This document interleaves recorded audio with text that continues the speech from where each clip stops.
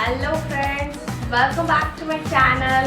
मैं हूँ रश्मि और नाउअडेज आजकल हम लोग बहुत ही ज़्यादा बिजी हैं ऑनलाइन शॉपिंग्स में, ऑनलाइन फूड ऑर्डर करने में।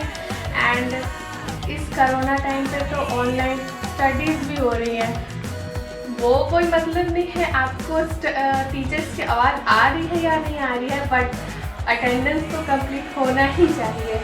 तो ऑनलाइन शॉपिंग करने से हमारे पास बहुत ही ज़्यादा कार्डबोर्ड्स, बहुत ही ज़्यादा वेस्ट डब्बे पड़े रह जाते हैं, जो कि हम लोग उसका रीयूज़ नहीं कर पाते और उसे वेस्ट चीज़ों में फेंक देते हैं। तो क्यों ना हम लोग आज इस वीडियो में इन चीज़ों का यूज़ करके, प्लांटिंग करके या फिर घर की DIY कुछ करके अपने घर को भी सुंदर करें और इस वेस्ट चीज़ों का यूज़ भी हो जाए, ताकि हमारा इन्वायरमेंट भी थोड़ा क्लीनर हो जाए। और अगर हम लोग अपने घर में प्लांटिंग करते हैं तो हमें प्योर एयर ये सब भी मिलेंगे।